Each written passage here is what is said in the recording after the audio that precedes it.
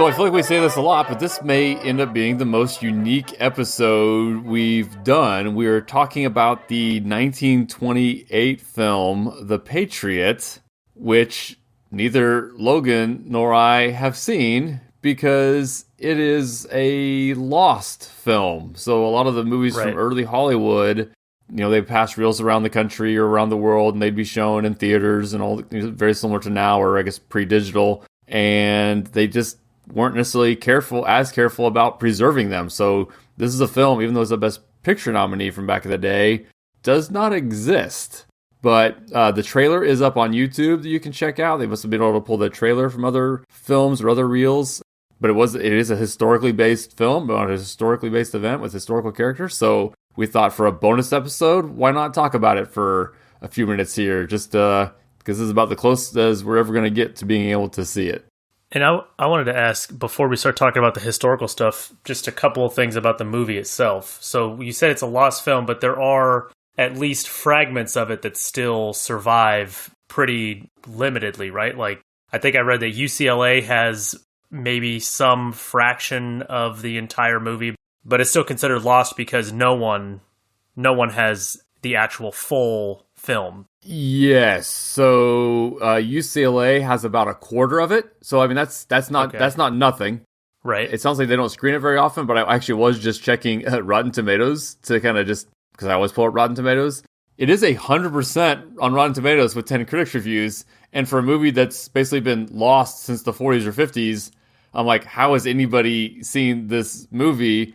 And so I scrolled down to look at the reviews in particular, and they sound like people who have watched the movie, but also all the reviews, well, all but one, so 9 of the 10 are from summer of 2020.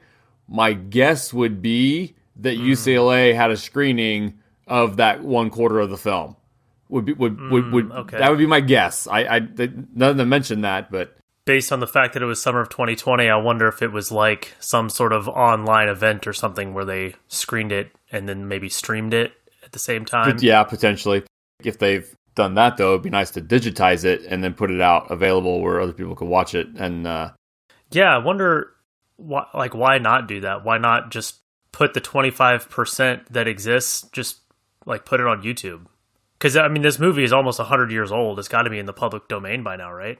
Like, surely they're not worried about copyright. No, right, exactly. Especially because I was even thinking about that too. Because I had a thought was, and we may still do it here. I might just play the YouTube video, basically just go play by play and read the on-screen things because they're kind of amusing. And I was thinking about copyright issues, but usually any copyright case comes down to, does your borrowing of the copyrighted material obfuscate or eliminate the need for someone to watch it? So like if they see what you've done with it, will that make them not then seek out the original? But like there is no original to seek out, so we can't really get in the way of any.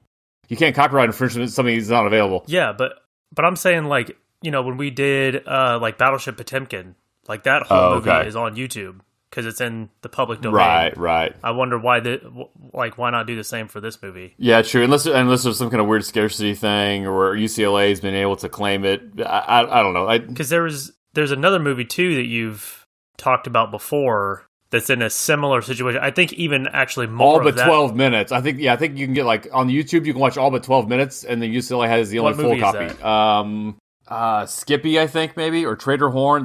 It's one of these. They're one of those old Best Picture nominees from back in the day. So I forget off the top of my head. My paper that has that written down on it is just out of arm's reach here somewhere.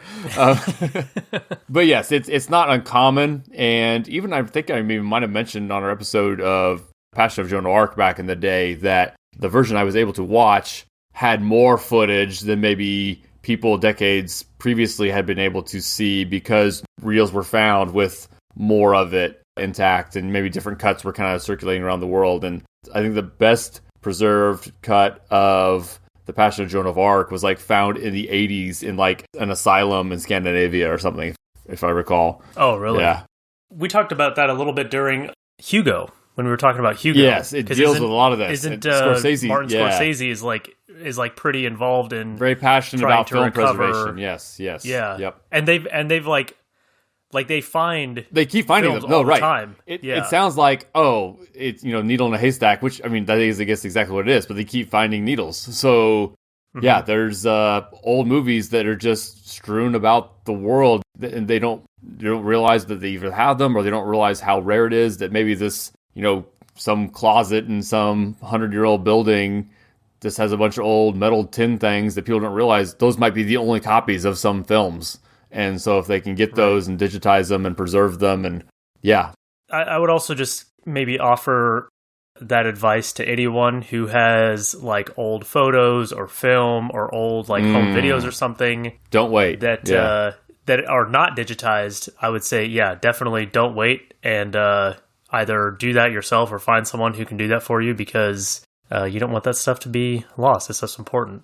And it's way easier to click through an album on your computer than it is to like haul down boxes of, photos and stuff every time you want to look through them. So it's easy and convenient, and you'll be glad you did. Yeah, the digitizing, just depending on what it is, what your starting platform is or starting media is, it can be expensive, but it just kind of depends. VHS you can do pretty easy, but old film reels can be pretty pricey, but it is possible. It is very possible.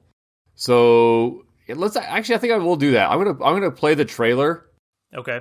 Do you want to just play it and then we can talk over it as it goes? Yeah, pretty much. All right. This theater has the honor to present the perfect motion picture, The Patriot, a Paramount masterpiece. People running around, commotion, little chariot. The world's greatest dramatic star. What is that? What is that little seal down there? I don't think I've ever seen that before. Oh, the little crown with the birds there. Actually, I don't know. I don't know if that's just some kind of early cinema thing, but it's also very reminiscent of like Holy Roman Emperor or any kind of like medieval seal there. But so I don't know if that's a Russian symbol or not. It could also be just like generic royal looking seal. No, right. Put on there to like, denote. In theory, I guess we could reverse Google image search that and see if something comes up, but that's actually harder than you think on obscure stuff. And we get a picture of Neil Jennings in his most distinguished role. And he's hitting people as Emperor or Czar Paul here, looking very menacing. Inspecting his soldiers like he actually did in real life. We'll talk about that in a minute. Nice. A shadow lurks. Superbly directed by the master producer, Ernst Lubitsch. Oh, he's scared. Someone's going to get him. He throws the candle. Breaks the window. Oh, that's bad luck. With spectacular sound effects. You hear as well as see. Jennings' agonized roar. The wild Cossack riders. Death dueling musketry. Magnificent cinescope music score. With mighty Russian soldiers. As real as life and 10 times more thrilling! ! A marvelous all-star supporting cast, including Florence Fedor, more alluring than ever before. Louis Stone, polished acting genius. Neil Hamilton, handsome and popular. The heartrending drama, and then word actually is cut off. Man who slew his best friend to save a nation. Heartrending drama of a man who slew his best friend. He's got a gun. Uh-oh. Pointing at probably one of his mistresses there. Ooh, they're taking her away, so she must be involved with this plot here. Oh, little secret passage. Oh, everybody's out to get him. Run, Paul, run. Actually, we don't like Paul. I think he's kind of a jerk, which we'll get to. Looks like the whole court is surrounding him. His days are numbered. He retreats back to his throne. Zoom in on his pal. That must be Count Paula. It's got to be, yeah. The Patriot. The Patriot is the screen's most glorious achievement to date. The Patriot, a Paramount picture. Hear and see The Patriot. And know how great a motion picture can be. The Patriot, a Paramount picture. So what's funny is that you see that in a lot, that hyperbole of how great our movie is. Well, in the early years of cinema, that happened a lot. They would throw around greatest picture ever just in like half the trailers. But they also had a decent chance of being right because movies were so new. They were really leaning heavy on the hear and see aspect of that. Which did you see? So basically, this was actually one of the last silent films to be actually might have been the last silent film to be nominated for Best Picture, even though it's just the second year of the Oscars. The Oscars started as the transition to sound had already taken place, and so the hear and sound kind of thing, advertising is kind of weird because there were already sound films out. And what I heard on The Patriot is it was kind of a little bit of both, where the special effects would be kind of matched up. So we're like some of the things you would see, they would have the sound effect matched up, maybe a few lines of dialogue matched up, but mostly it was a silent picture. Oh, so it was almost like a hybrid thing? Like Yes. You would have the piano music where you would have to read the little cards that would come up, but also there'd be talking parts and yes, bangs when people would shoot their guns. Yeah, and I've seen other films like that from back in the day. I can't remember the titles off the top of my head, but somewhere it's a silent film, but then they made a point of, oh, this is the scene where the sound is synced up. And like the whole movie is like building to this one scene where it's actually the soundtrack that's always going is now actually the sound of the film you're watching. And it's like, whoa, mind blown. And then it kind of fades back into silent film. So that's kind of cool. Yeah. So yeah, The Patriot, this is just the second year of the Oscars. The year before, Emil Jannings actually won the first ever Oscar for Best Actor for his role in a couple different films. The Patriot was nominated for 5 Oscars, including Best Picture, Best Actor, Best Director, Art Direction, and then it won for Best Writing. The one note it actually says, though, on those nominations, it says no official nominations had been announced this year, so it sounds like they just kind of, my guess is there were so few winners, so few movies, they just announced the winners without maybe a formal nomination process. But I am still kind of confused as to why nominees are now listed. So I don't know if maybe those were on the ballots but not announced to the public. I haven't researched yet why that would be, because it's not like it's the same list of movies on everything. Well, some movies are nominated for director, some for picture, but I don't know what the rhyme or reason behind it. I mean, maybe, I don't know, is it possible that that's how the Oscars were? Like, I guess there's no, maybe we think of it now like, oh yeah, of course they would say who the nominees are, but like there's no reason that should be the case necessarily. So maybe in the early days it was like, well, they had the nominees and they sent out the ballots and they vote, and then the only thing that gets announced is, oh, this is the movie that the Academy says is the best one, and this is the actor that the Academy says is the best one. No, but even like the previous year, it doesn't have that note. Oh, okay. So, yeah, so I'm not sure either. Ernst Lubitsch, the director, he's actually better known for The Shop Around the Corner, which some people may have seen, very popular, kind of an early rom-com, but it's also the original version of You've Got Mail. So the Tom Hanks, Meg Ryan, You've Got Mail is a remake of the Ernst Lubitsch movie, The Shop Around the Corner. And then he also made the original Heaven Can Wait that was remade in the 70s with Warren Beatty. And then Emil Jannings, kind of interesting. So he's a big silent film star. Again, we mentioned the first ever actor to win Best Actor Oscar. But during the war, he kept busy by making Nazi propaganda films, which basically killed his acting career post-World War II. And then he also had a German accent, so he was great and popular in Hollywood for the silent era. But once talkies became the thing, and especially with World War I and World War II, maybe we don't want to cast the guy with a thick German accent and everything. And I guess, and I kind of forgot these, but I guess he's mentioned in Cabaret. Liza Minnelli's character like mentions, oh hey, I'm pals with Emil Jannings, like just like trying to like ingratiate herself with somebody. I don't know if she's actually sincere about that or not. Really? And then I guess she is. I think you've seen it more often than me, but I think it's one of the people when she's introducing in Inglourious Bastards, like here's so and so, here's so and so, here's so and so. One of them is Emil Jannings. Oh wait, what? Like she's saying, like they're at the big premiere at the end of Inglourious Bastards, and she's introducing all these celebrities. One of the celebrities who's just in that scene that she introduces is Emil Jannings. Oh my goodness, I never caught that. Okay, yeah. Kind of speaks to how big a star he was at the time. That movie, like Inglourious Bastards, does reference a lot of like early Hollywood and early German filmmaking. Yes, I mean, yes. Because of course it does, because the whole thing is about like a movie premiere and the climax takes place at a theater. But I mean, there's even that whole scene with Michael Fassbender and Mike Myers where they're like, he's like quizzing him about Hollywood versus German filmmaking and stuff, and there's a lot of references to that. Oh yes. Filmmakers and actors from that time period. Okay, so while we don't know ultimately the details of the plot of this movie, it is about Emperor Paul in Russia. And actually, why don't you tell us a little bit about Emperor Paul and kind of when exactly this is all set? Yeah, so Tsar Paul I of Russia, born in 1796, and then we actually know when this movie takes place because it's about his assassination in 1801. Oh, wait. No, That's not right. He was born in 1754, and he died in 1801. Yes. It's like, I did the math in my head. I was like, no, he was definitely more than 5 years old when he was murdered. He reigned for 5 years. Yeah, I was reading, his reign. So he was born in 1754, and he became the Tsar of Russia in 1796. He had a short 5-year rule. He died in 1801. He was the son of Catherine II, Catherine the Great. Catherine the Great, yes.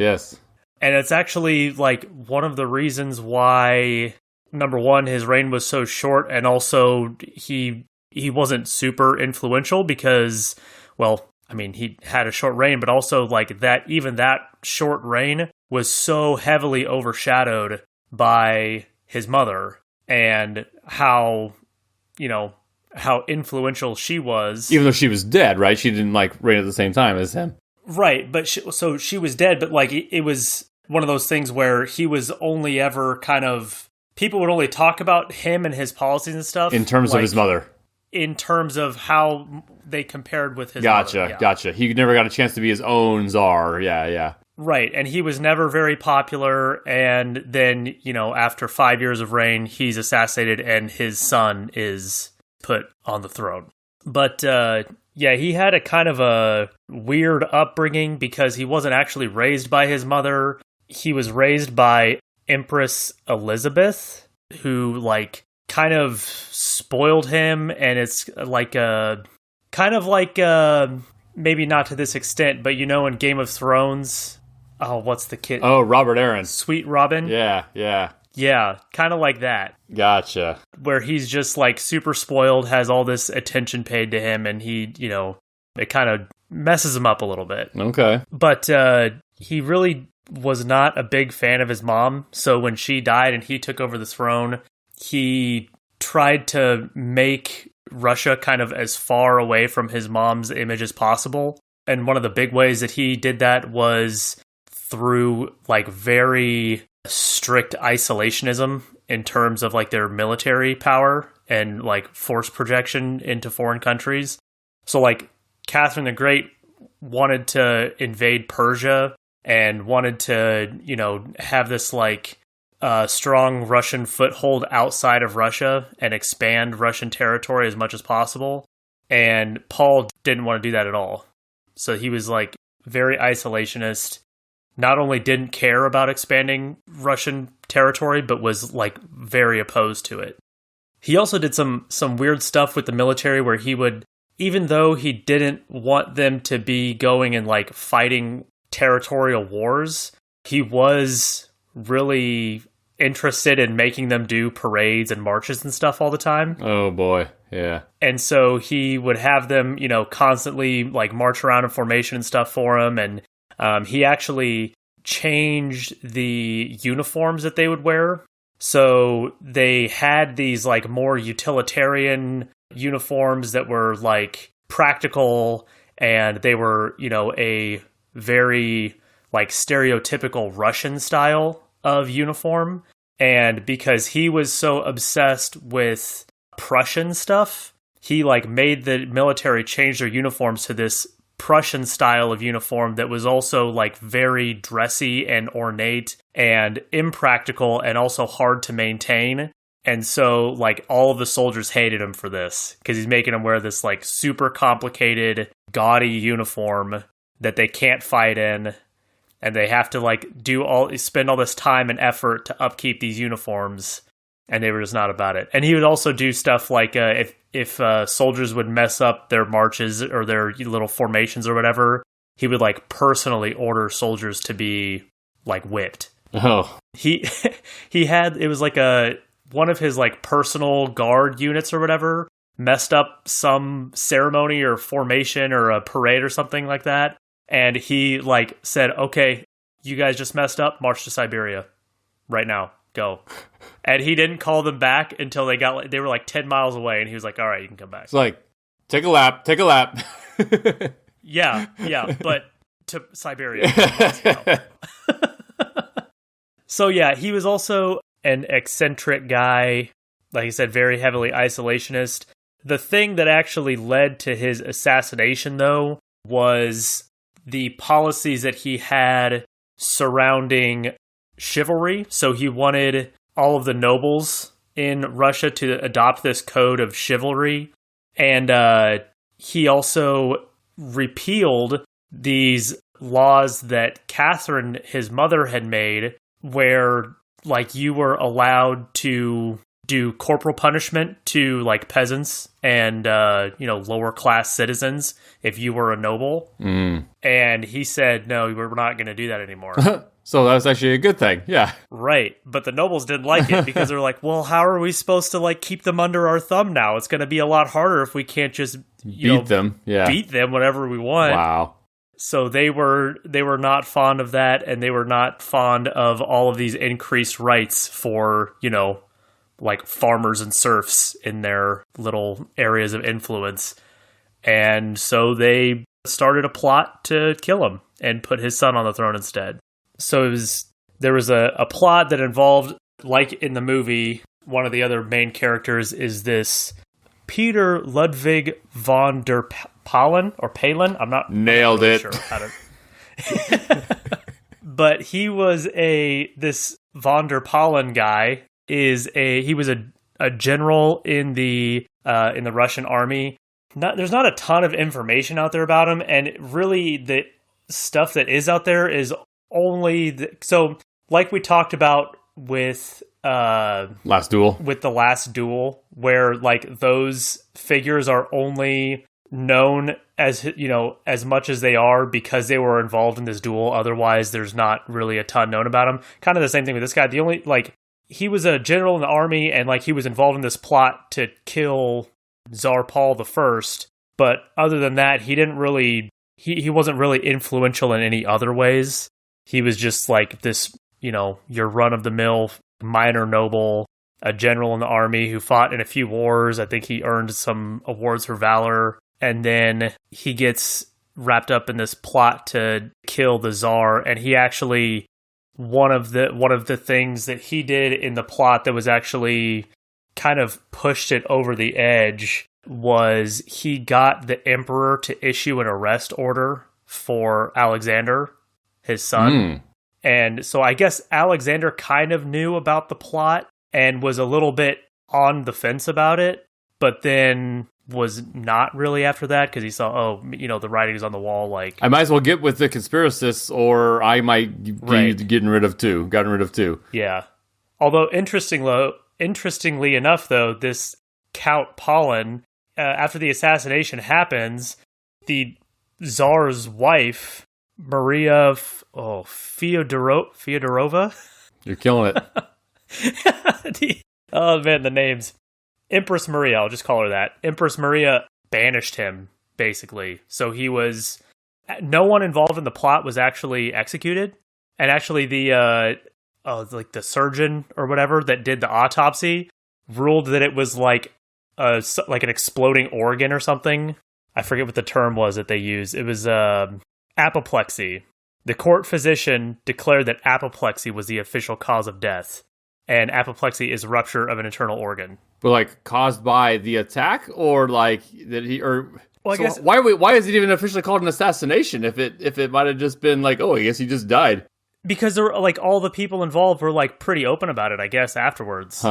Because they had just put Alexander on the throne, so like they're not going to get in trouble. That's crazy. Yeah, I guess you're right. Who's going to go after them? And he didn't. So like they killed Paul, and then Alexander just like he's like, all right, that's fine. But it's not like they went in and stabbed him. They just kind of. No, they actually strangled him. It's strangled and trampled. Oh, so they like gotcha. Strangled him and like stomped him out, which then caused internal organ damage. Okay. Right. And so I guess yeah. So but no one involved was like hanged or punished really at all. I guess the only punishment that this guy Paulin actually received was that he was forbidden from having any like titles. Gotcha. That's it. Yeah. So he just kind of like went off to one of his estates for the rest of his life. It's like the whole don't date someone that you cheated on their previous partner with because they're just going to cheat on you. So it's just like, why would you allow the people who overthrew and murdered your dad to stick around when they could just then decide to murder and overthrow you. But why indeed? Yeah, which so let's I'll transition that into talking just briefly about Alexander here. So we're kind of just going off of who in the cast list on Wikipedia it was a historical figure. So that's kind of what we're looking at here. So yes, the Crown Prince Alexander, who becomes Alexander the First of Russia, is listed as being played by Neil Hamilton here. And so he must have a role in the movie, probably very much as you're saying, where he's kind of on the fence about what they're doing. He was born in 1777 when his grandmother, Catherine the Great, was in charge of Russia. And so he would have been 24 when his dad was assassinated. I did think it was interesting because there's actually a couple ties to other things we've seen in this project. So he was named after Alexander Nevsky, which was one of the films I did very early on, talking about the history of Russia. And one of his godfathers was Emperor Joseph II of the Holy Roman Empire, who's the emperor in Amadeus. So that character was actually one of his godfathers. What I was looking at, too, and I don't know if you ran across this, it sounds like everyone kind of knew that his father would be unfit to rule, but that Catherine the Great died before she could officially name Alexander her heir and leapfrog Paul altogether. So it almost sounds like they were even trying to box him out like before she died. And Paul kind of knew that, but he basically just really stressed the whole male heir thing. But he knew that he was trying to get, or that Catherine was trying to basically skip him in the line of succession. Yeah, that's crazy. And then, Alexander became emperor when his father was assassinated. And, he had only ruled for 5 years. And it's interesting to see how this kind of ties into some of the stuff you were saying. So what I was kind of reading, it seems like Alexander's reign was just all over the place, that there is lots of conflicts and shifting alliances. Like he'd ally with the French, but then throw away that deal and join the coalition against Napoleon. And so he just kind of was constantly shifting who they were allying with. And then even within Russia, he'd promise all these positive reforms for the people, but then not follow through on any of them. And like his father, he started to show signs of mental illness and became increasingly paranoid. And he did rule for a while, but a couple of decades, but then he got typhus and died when he was 47 years old and had no legitimate children. And it's also worth noting because he was during, early 1800s here, he's during the Napoleonic era. So that means Alexander here is the Tsar during War and Peace. So the whole Tolstoy novel War and Peace is set during the reign of Tsar Alexander I. And then I thought this was funny too. So since he had no legitimate children, his brothers then fought over the throne, but as in, no, you take it. No, you take it. Neither of his brothers actually wanted to be Tsar, and they fought over, no, you're going to be the Tsar. No, you're going to be the Tsar. And finally, one of his brothers, I don't know if this is necessarily a, violent fight, but it was, neither of them wanted it, and ultimately one of them did accept it, and it kind of went on from there. But I just thought it was funny that very much the opposite of what you usually see for these struggles for the throne, where neither of them wanted it. And then the only other character that has a Wikipedia page, which makes me at least know that she's historically correct versus the other two. I don't know if these were real people or not that are not hyperlinked there. So it's Mademoiselle, my turn, Lupicine. Okay. So one of the mistresses of Paul, but I think that Countess Osterman was maybe also one of his mistresses, who was the Florence Vidal, but her character is not hyperlinked there. So not much detail on her. Basically, from my understanding, is this woman was recruited to be his mistress. So those that are hoping to gain influence over Tsar Paul kind of said, oh, I think he really liked her when they met that one time. Let's bring her to court and we'll have her be his mistress, and then we can control him through her and get her to kind of influence his decisions and stuff. And most of that would have been she left all before the assassination stuff, at least historically. So I don't know what role she had in the movie, or again, we don't know if the movie covers the month leading up to his assassination or the decade leading up to his assassination. So it's kind of the fact that his mother's not listed as in the cast, though, makes me think it's probably just the last year or months, would be my guess.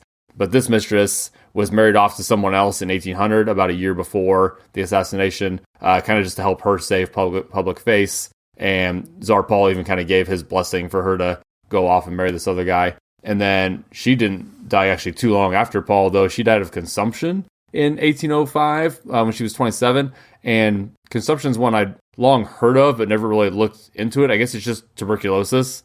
And they would call tuberculosis consumption because you lost so much weight. It was like you were being consumed from within.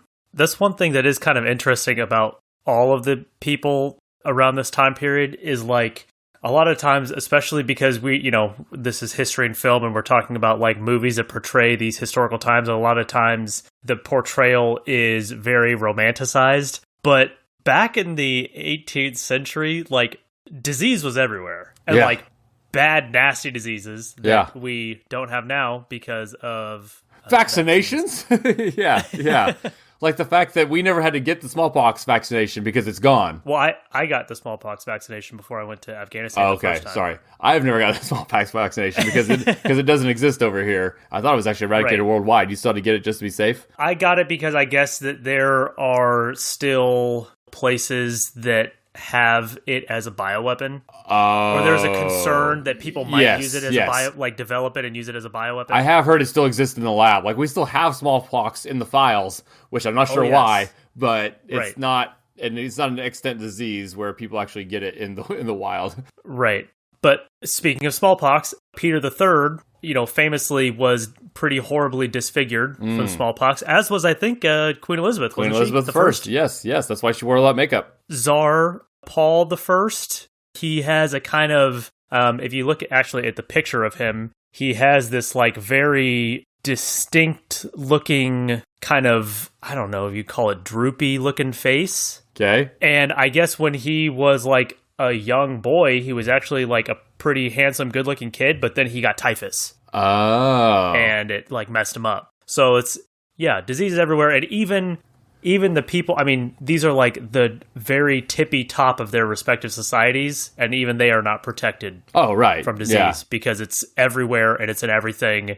Yeah, that's just something that's an interesting little historical thing that sometimes gets overlooked, especially if you're only looking at history through the lens of movies. Oh, yes, because they often don't portray a lot of that, or if they do, it's, like you said, it's either underrepresented or overrepresented, and just death was so common. It's just crazy. I mean, tangent as we always do here. I mean, that's why the world population explodes in the 20th century because of vaccines, antibiotics, and sanitation, and all this stuff with Louis Pasteur, and just germ theory. Like the world population didn't hit 1 billion until the beginning of the 20th century, and now we're nearing 8 billion just because of health conditions are so much better around the world. Even think about like Al Capone died because his brain got rotted from syphilis. Oh, which is like, that's just a pill now, right? This is a pill, right? Well, yeah, you get syphilis, you just take some antibiotics and you're right, set. Right. So I don't know, it's just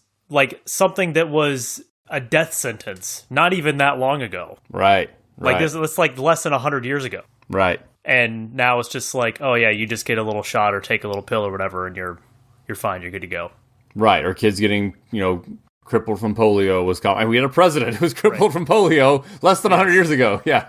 Yeah. Yeah, crazy. Get your shots, people. Yeah, get your shots. We don't want anybody getting smallpox or polio on our watch. And any other, diseases that come up that have scientifically sound vaccinations available for free. Nothing that comes to mind, but I can't think of any off the top of my head. But just in general, yeah. Anything else on the Patriot here? Yeah, one more thing that's just a little interesting tangent connection to something else. So remember I was talking about those nice utilitarian, very convenient uniforms that the Russian army had? Yes. That Paul didn't like. One of the reasons, besides the fact that Paul was just really obsessed with the Prussian stuff, one of the reasons that he didn't like the current uniforms that they were using is because they were designed and given to the military by his mother's lover, Grigory Potemkin, who had a battleship named after him? The battleship Potemkin is named after. Okay, that's crazy. That's funny. And he also, such was his disdain for Grigory Potemkin, that he ordered his grave dug up and his bones scattered, which didn't actually happen. I guess his grave did. Oh, okay. It was okay. However, the whereabouts of all of Grigory Potemkin's innards, including his heart and his brain, are unknown to this day. Are you accusing me? Because I swear I know nothing about it. But yeah, it's, I don't know. I just thought that was kind of interesting. It's kind of reminiscent of like the, missing JFK brain thing where no one knows where that is even to this day. Oh, I think I may have heard about that, but kind of forgot. That's crazy. People are weird. Yeah. Well, who was it that we... Edward II. Cardinal Richelieu. And Cardinal Richelieu. His body part was stolen too, and it was like a long time that some like noble family just like had it as a souvenir, and it took, I think it was like over 100 years of the French government like asking nicely if they could have Cardinal Richelieu's head back. That's crazy. I sent you and Joe the clip of you saying, "What's the deal with the French and taking people's body parts, dude?" And I was pulling up my browser at practice, and that auto-played, and I was just like, I had no explanation. I was trying to stop it because I thought I forgot you didn't actually swear during it, and like all the cross-country girls are like, "What in the heck are you listening to?" And it was just you saying, "What is it with the French and taking people's body parts, dude?" I'm like, podcast. Don't worry about it. At least it wasn't the the other clip that you sent me of. I don't even. It was like, you're a Marine. I think I was talking about the Pu Yi versus T.E. Lawrence matchup. Oh yes. Oh man, Pu Yi. And that one definitely was not. That did contain some swears that you maybe didn't want to play for your high school. Yeah. Cross country team. Anyway, hope you enjoyed our discussion of Paul I and the Patriot. If you have any more recommendations like this, we do kind of like doing these little mini deep dives, shallow dives into stories like these that we wouldn't otherwise be exposed to. I guess maybe someone will remake this movie at some point here, but this is the only version of this story I know of, and I had not heard of Tsar Paul I before looking into the Patriot. So thanks for listening, and see you later.